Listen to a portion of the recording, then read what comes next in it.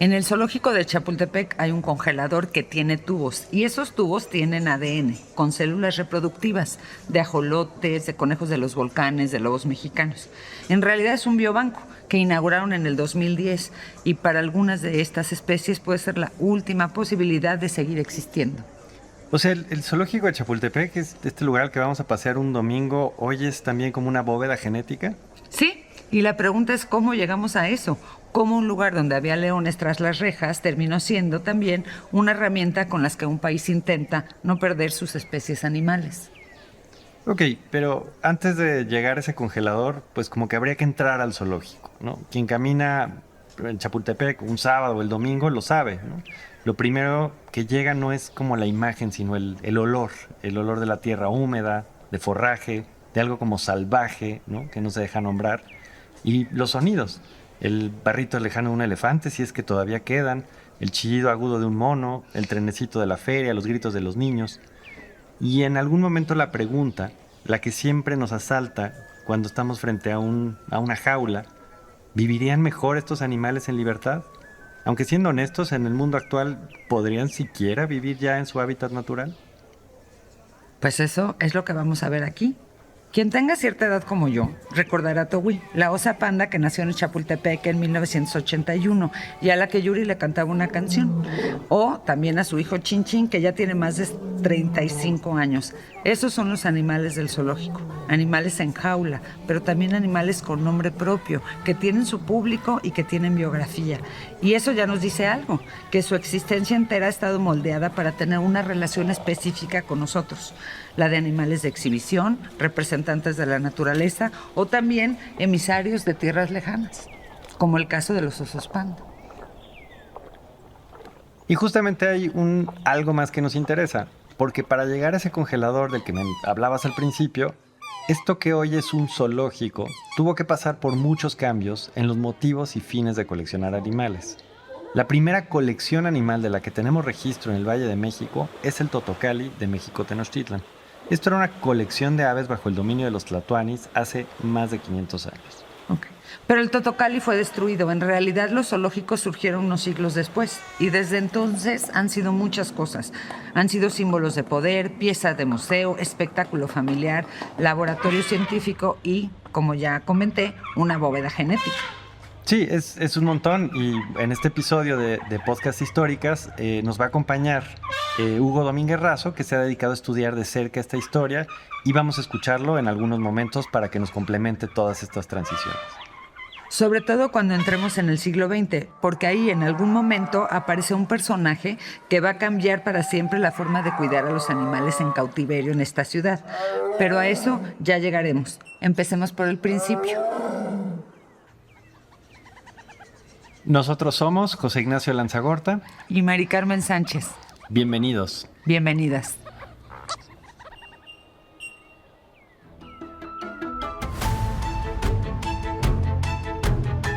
Históricas, el podcast de historia de la Universidad Nacional Autónoma de México.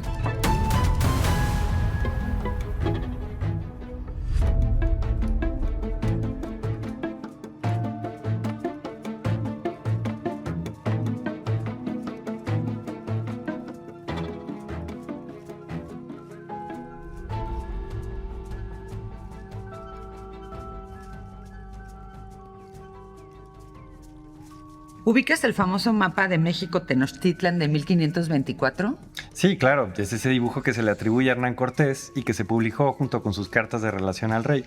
Es el que también conocen como el mapa de Nuremberg porque se publicaron ahí las cartas de Cortés.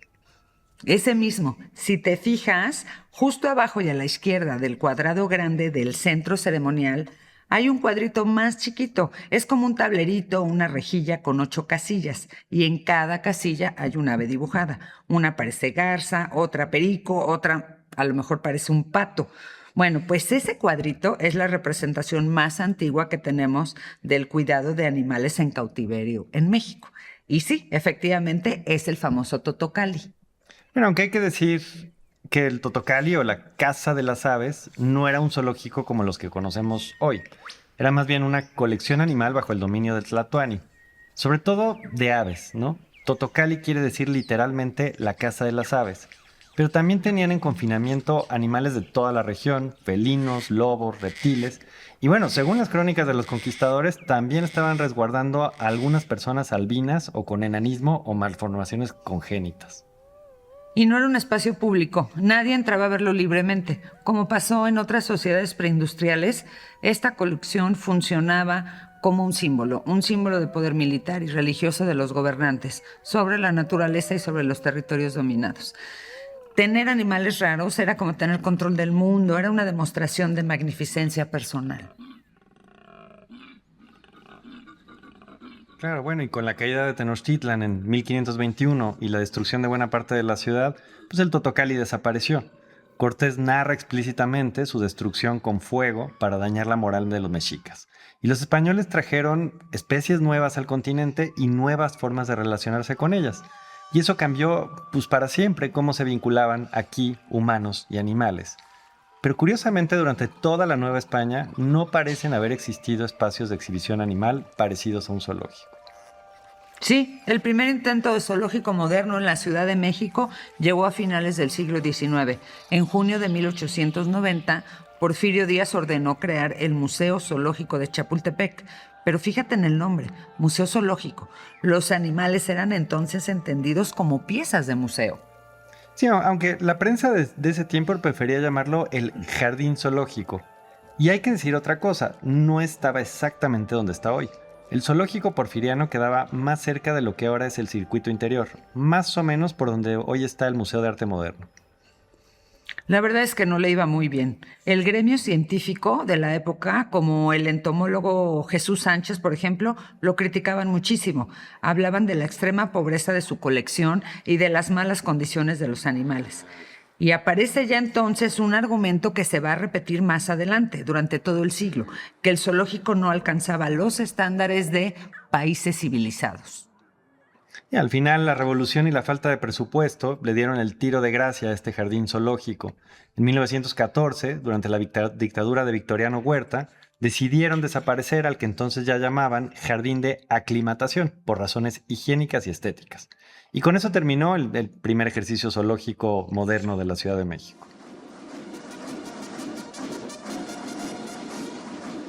Cuando terminó la revolución, en el gabinete del presidente Álvaro Obregón participó un personaje clave para nuestra historia, Alfonso Herrera, pero no es el actor, este es otro.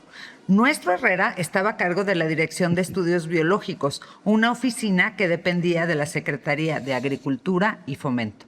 Tenía como 50 años en ese momento, una larga carrera como científico y como funcionario, y fue uno de los grandes promotores en México de la teoría de la evolución de Darwin. Este Herrera, de nuevo, no el actor, era un hombre con vocación pedagógica, social y ambientalista. Gracias a su gestión, por ejemplo, Álvaro Obregón declaró la isla de Guadalupe como Parque Nacional en 1922 para salvar al elefante marino de la caza. Y los dos, Herrera y Obregón, hasta recibieron medallas de oro de fundaciones estadounidenses por prohibir la caza del borrego cimarrón y del berrendo. Lo siguiente en su agenda, pues era abrir un nuevo zoológico, pero no cualquier zoológico, sino tenía que ser uno alineado con el discurso revolucionario y con su ideología. Fue entonces que en 1923 se puso la primera piedra del zoológico de Chapultepec, ahora sí, donde está hoy. Entonces formaba parte de un proyecto más grande sobre el bosque de Chapultepec. Si antes el bosque era un lugar solo exclusivo para las élites porfirianas, ahora se le entregaba al pueblo como un espacio público y gratuito. Y Herrera quería que el zoológico fuera además un lugar de aprendizaje científico. Lo imaginó como un zoológico del porvenir. Esto del porvenir es que décadas atrás, en su juventud, Herrera había publicado un texto que se llamaba precisamente Los Museos del Porvenir. Su idea era que los museos tenían que volverse espacios mucho más didácticos para cumplir su función social y educativa. Para Herrera, un museo, y ahora un zoológico, debía provocar en sus visitantes una meditación filosófica profunda sobre la naturaleza. Y la enseñanza científica tenía que servir para liberar al pueblo, para democratizar el conocimiento. Eso es lo que intenta él poner en práctica en Chapultepec.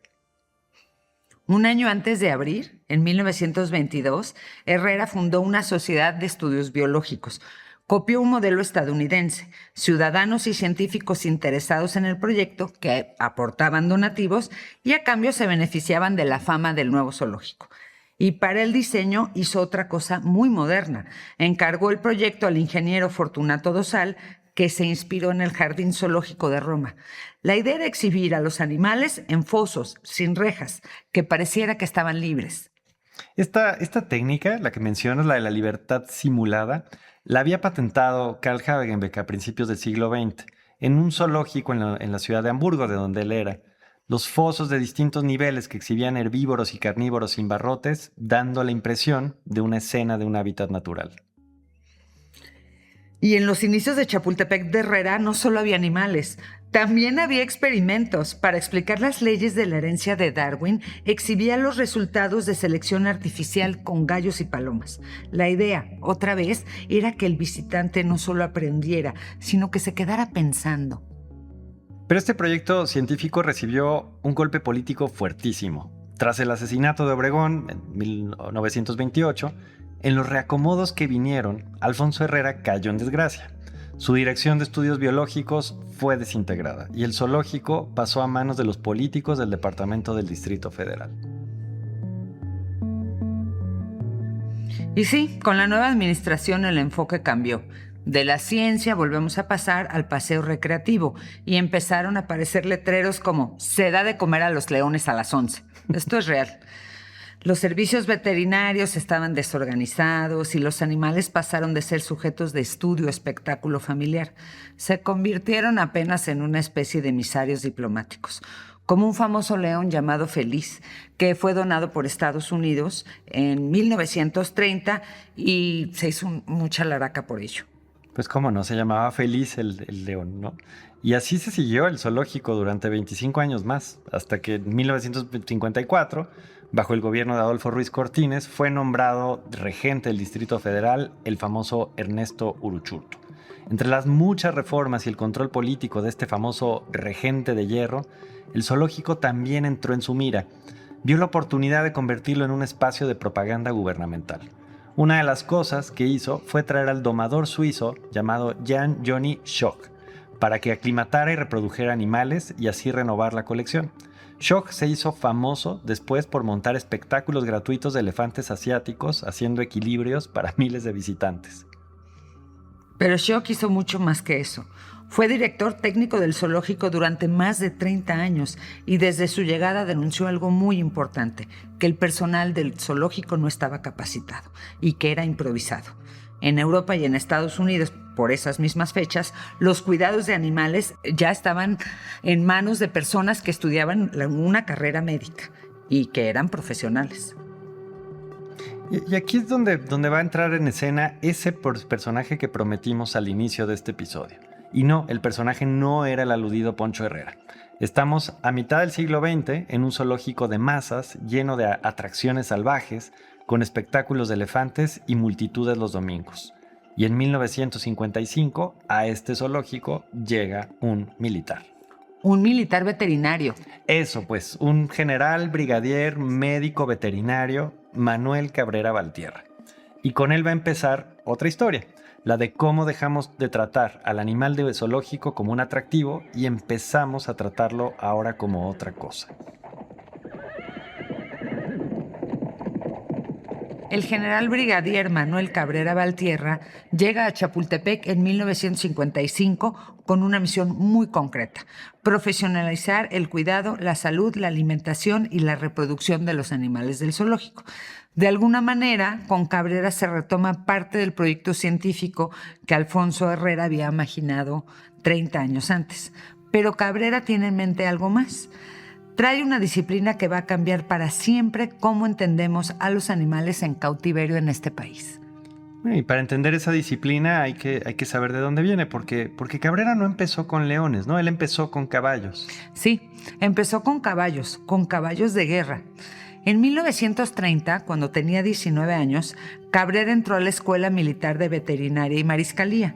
7 años después, el ejército lo mandó a Fort Riley en Kansas, la cuna de la caballería estadounidense. Allí aprendí una visión muy particular del animal, una visión mecanicista, utilitarista. El caballo de guerra no era un compañero ni un símbolo, era una tecnología logística, una pieza dentro de un sistema industrial de suministro. En sus informes, Cabrera usa una palabra un poco rara, ¿no? Semoviente. Semoviente, sí. Quiere decir algo así, lo que se mueve solo. Semoviente es un término que viene del derecho. Un semoviente es un ser que se mueve por sí mismo, como nos dices, pero que jurídicamente es objeto de propiedad. Es un patrimonio de algo o alguien. Para Cabrera, los caballos del ejército formaban parte del patrimonio de la nación y había que diseñarlos y mantenerlos en óptimas condiciones para que funcionaran con la precisión de una máquina en el campo de batalla. Ahora imagínate qué pasa cuando tomas esa idea, que el caballo es tecnología, que es un patrimonio que se mueve solo y le aplicas al animal del zoológico. Aquí el patrimonio de la nación ya no se ofrece al frente de batalla, sino se ofrece al público. Tiene que verse en las mejores condiciones posibles, como los caballos en los desfiles militares. Y eso es exactamente lo que va a hacer Cabrera cuando llega a Chapultepec en 1955. A los leones, a los tigres, a las fieras exóticas, les empieza a aplicar lo que él mismo llamó la higiene del caballo. Limpieza obsesiva, dietas calculadas al gramo, control ambiental total. Para él, el éxito del zoológico ya no era que el animal hiciera trucos, era que estuviera sano y que se reprodujera. Ok, y aquí es donde aparece un concepto clave para entender lo que Cabrera estaba haciendo, aunque él nunca lo llamó así. Es un concepto que justamente Hugo Domínguez Razo, el historiador que ha investigado a fondo esta historia y de quien hemos estado tomando los datos para este episodio, propone para pensar a los animales del zoológico moderno. Estamos hablando del concepto de bioartefacto. Para tener claro a qué se refiere, pues escuchemos mejor a Hugo en sus propias palabras. ¿Qué es un bioartefacto? Cuando escuchamos la palabra bioartefacto podemos imaginar un ser que ha sido desarrollado con técnicas de ingeniería genética. Estas imágenes tal vez provienen de la fama de Dolly o de la saga de películas de Jurassic Park. Pero a decir de Ana Cuevas, los bioartefactos son tan antiguos como la domesticación de animales, ya que los define como organismos que han sido seleccionados artificialmente para cubrir intereses humanos.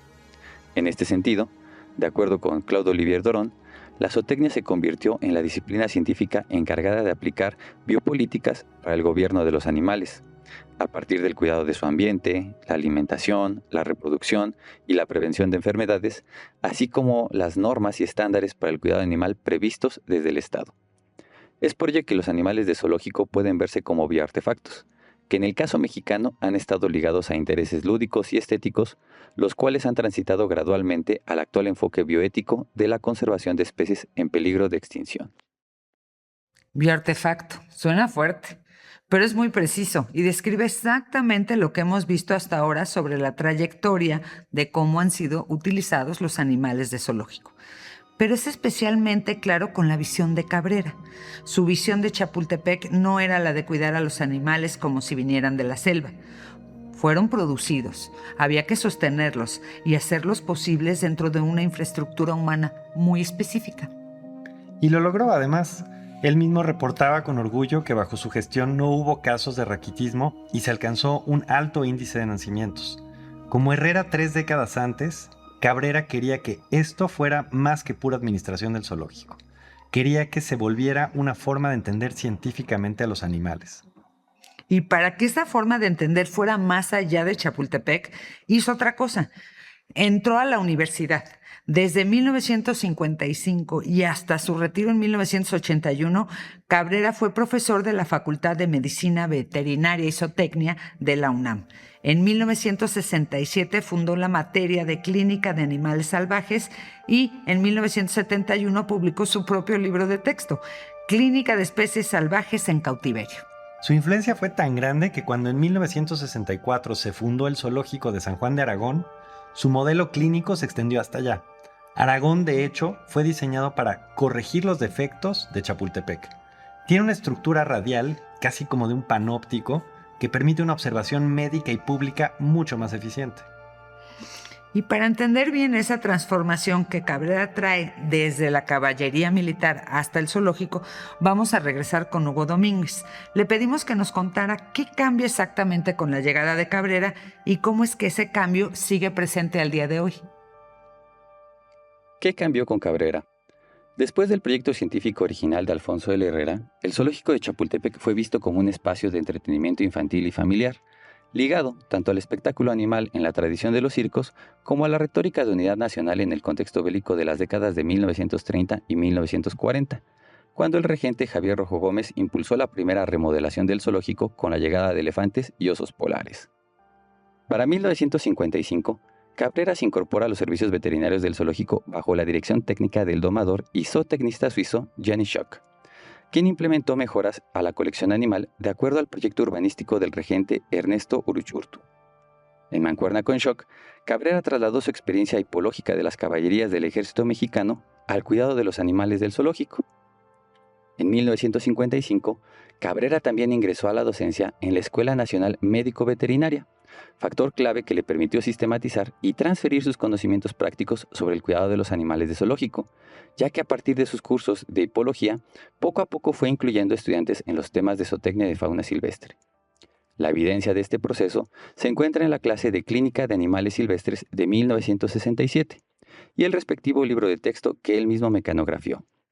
Posteriormente, el curso fue renombrado como Clínica de Animales de Zoológico y permitió formar veterinarios especializados en el cuidado de fauna silvestre, como lo reflejan las 17 tesis que dirigió Cabrera durante su paso por la UNAM, que van desde las dietas de los animales y la contención química a distancia hasta la importación de animales y la reproducción de pandas en cautiverio. El tipo de bioartefacto en el que se convierten los animales de zoológico bajo la práctica de Cabrera es el de una unidad biológica producida por el Estado. Un bioartefacto diseñado para ser exhibido y mantenido bajo condiciones controladas. Alimentación, vacunación, revisión veterinaria. Entonces un león ya no es un león. Es la versión cuidada, regulada, vigilada y sostenida de un león. Y eso, aunque suene frío, es lo que va a permitir lo que viene después.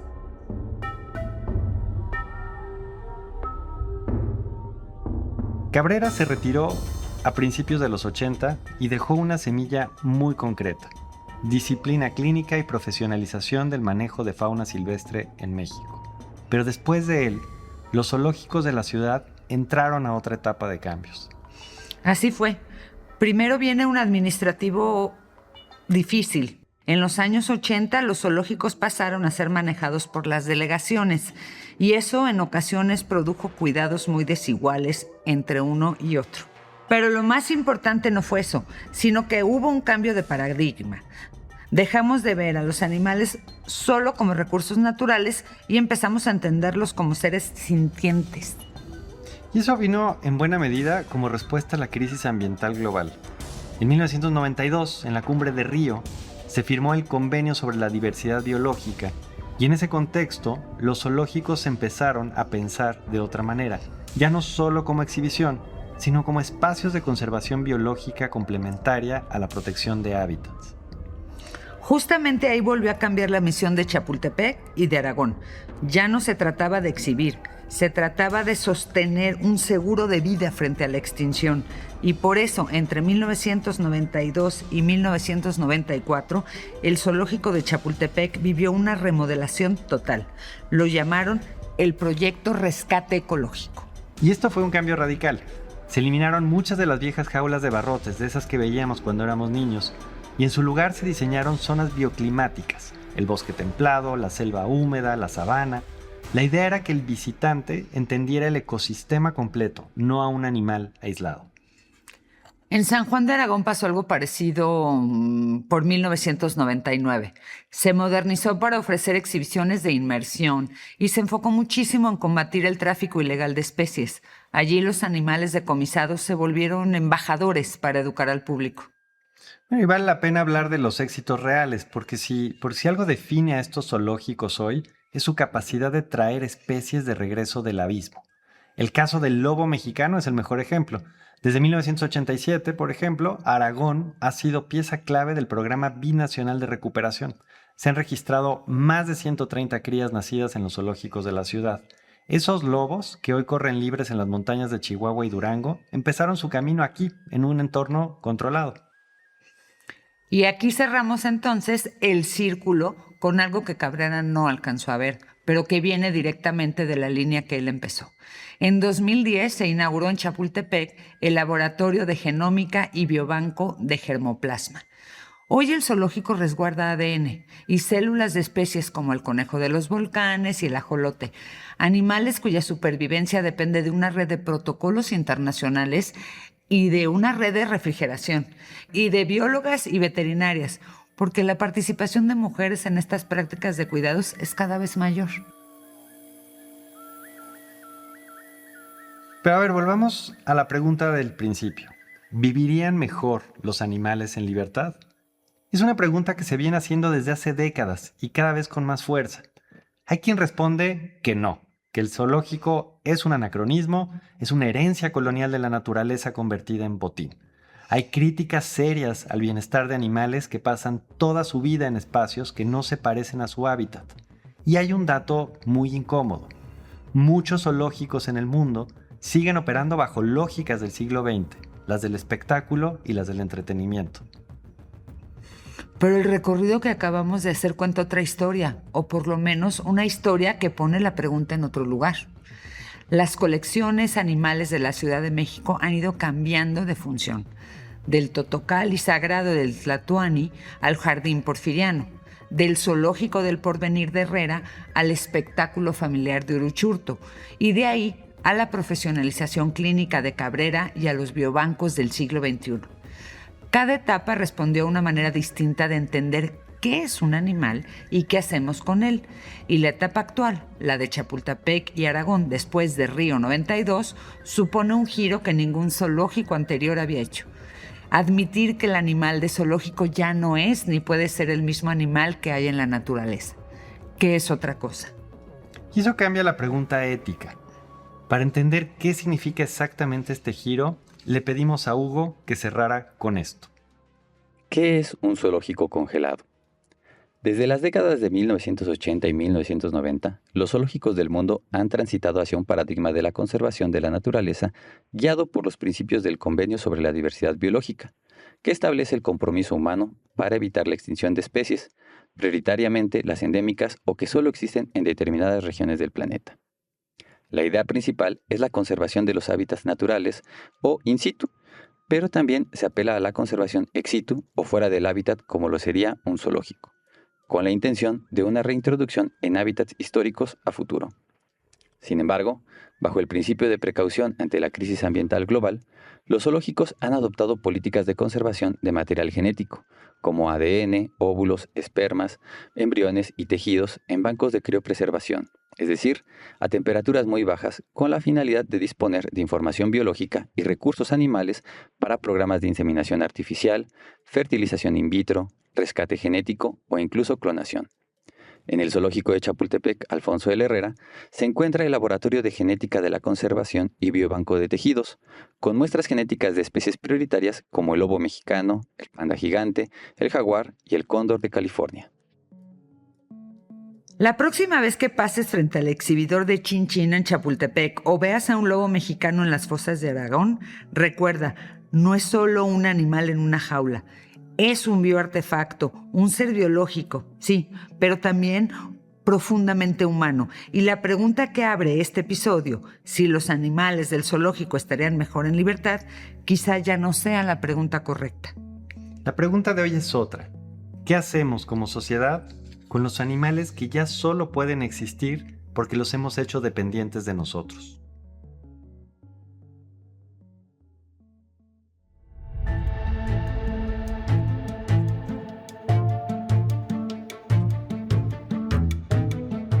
Coordinación académica, Hugo Domínguez Razo. Investigación y guión, Hugo Domínguez Razo e Ignacio Lanzagorta García. Edición del guión, Mari Carmen Sánchez Uriarte. Locución, Ignacio Lanzagorta García y Mari Carmen Sánchez. Dirección de grabación, Pedro Marañón Hernández. Edición sonora y postproducción, Andrés Tulcanazo. Coordinación general, Mari Carmen Sánchez Uriarte. Diseño gráfico, Onix Acevedo Frometa. Programación web, Claudia Arriaga. Para la realización de este episodio fueron consultados los textos Breve historia de los jardines zoológicos en la Ciudad de México, paseos entre conservación, recreación y dispositivos de cautiverio, y la zootecnia de fauna silvestre como práctica científica en el centenario del Zoológico de Chapultepec, Alfonso Herrera. Ambos textos de Hugo Domínguez Razo. Esto, junto con su proyecto Del caballo castrense al animal de zoológico, bioartefactos de Manuel Cabrera para el Zoológico Municipal desde la Universidad Pública. También fue empleado el artículo Zoológico de Chapultepec, narrativas y reportajes gráficos de Miguel Álvarez. Los esperamos en el siguiente episodio de Históricas. Hasta pronto.